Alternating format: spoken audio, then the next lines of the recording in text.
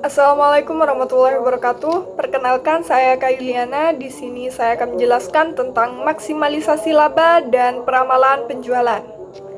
Maksimalisasi laba adalah bagaimana cara sebuah perusahaan untuk memaksimalkan keuntungan yang didapat dari hasil operasional perusahaan tersebut.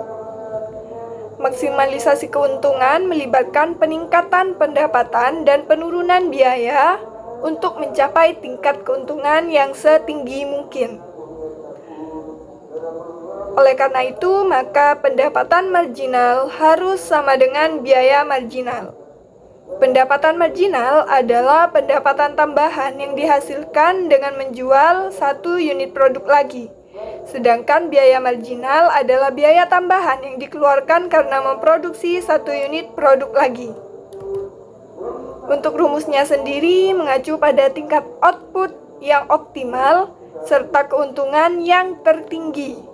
Rumusnya yaitu mempertimbangkan hubungan antara pendapatan marginal, biaya marginal, pendapatan total, kurva pendapatan marginal, dan tingkat output.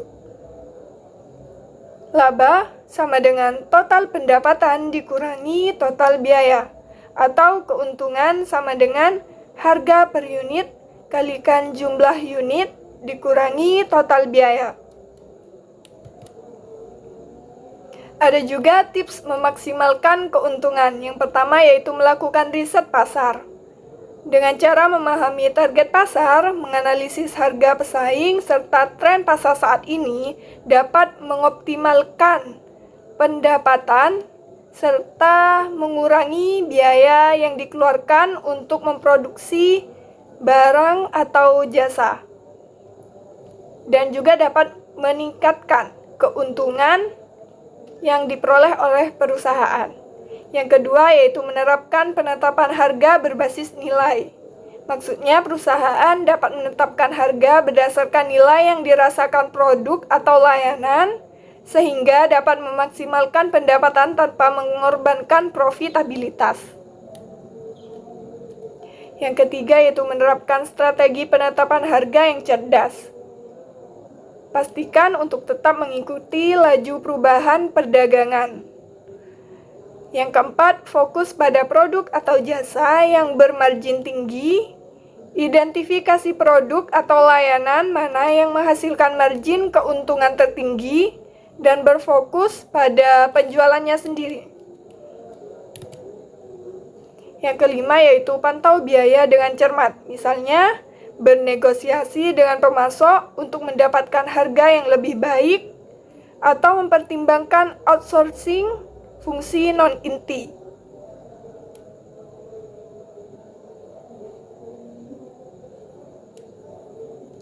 Yang keenam yaitu berinvestasi dalam pemasaran dengan bijak. Yang ketujuh, meningkatkan manajemen arus kas. Yang kedelapan, menggunakan alat penetapan harga yang cerdas.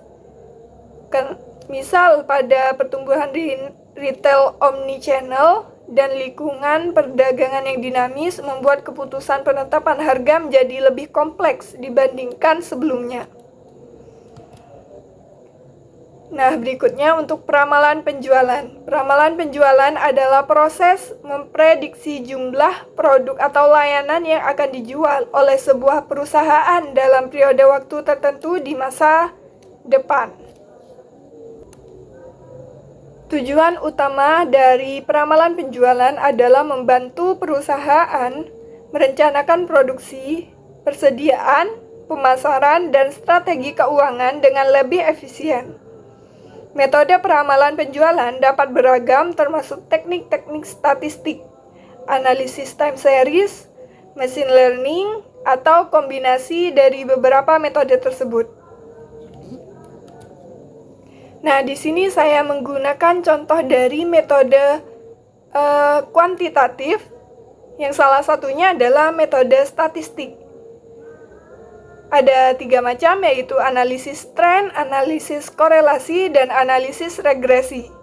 Untuk analisis tren sendiri adalah proses pengidentifikasian dan mengevaluasi pola atau arah perubahan dari data seiring waktu. Tujuannya adalah untuk memahami apakah ada tren yang signifikan dalam data tersebut, apakah itu naik, turun, atau tetap stabil, serta untuk memprediksi bagaimana tren tersebut akan berkembang di masa depan. Yang kedua adalah analisis korelasi. Metode statistik yang digunakan untuk mengevaluasi hubungan antara dua atau lebih variabel. Tujuannya adalah untuk menentukan sejauh mana variabel-variabel tersebut bergerak bersamaan atau sebaliknya. Apakah ada hubungan kausal di antara keduanya? Oke, berikutnya adalah analisis regresi. Analisis regresi adalah teknik statistik yang digunakan untuk memahami hubungan antara satu atau lebih variabel independen yang disebut juga sebagai variabel prediktor dan satu variabel dependen yang disebut juga sebagai variabel respon. Tujuannya adalah untuk memodelkan dan memprediksi nilai variabel dependen berdasarkan nilai variabel independen. Nah, berikutnya ada contoh analisis korelasi dan regresi. Di sini contohnya yaitu dari model korelasi sesuai informasi penjualan PT Abadi Jaya, yaitu apabila X memperlihatkan beban promosi atau dalam jutaan rupiah dan Y memperlihatkan banyaknya penjualan dalam jutaan unit. Contoh data pada model ini seperti pada PPT yang sudah saya sediakan, di mana di situ banyaknya data adalah 5. Untuk pengerjaannya sendiri melalui metode regresi, di mana persamaan regresinya adalah Y sama dengan A plus BX. Koefisien A dan B dicari dengan persamaan B sama dengan N sigma XY dikurangi sigma X kali sigma Y dibagi N kali sigma X kuadrat dikurangi sigma X dikuadratkan, yang hasilnya sama dengan 3,64. Sedangkan untuk mencari koefisien A-nya sendiri bisa dicari dengan rumus sigma Y dikurangi B kali sigma X dibagi N atau banyaknya data, yang menghasilkan 106,02. Jadi persamaan yang akan didapat yaitu Y sama dengan 106,02 ditambah 3,64X. Ini sesuai dengan persamaan yang tadi ya, Y sama dengan A plus BX.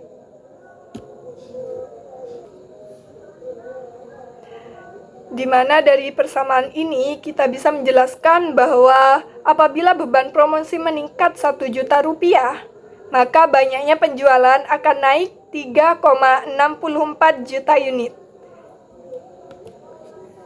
Untuk metode korelasinya sendiri dari data yang telah disajikan oleh PT Abadi, yaitu di mana rumus korelasi sama dengan N sigma XY dikurangi sigma X kali sigma Y dibagi akar kuadrat dari N sigma X kuadrat dikurangi sigma X dikuadratkan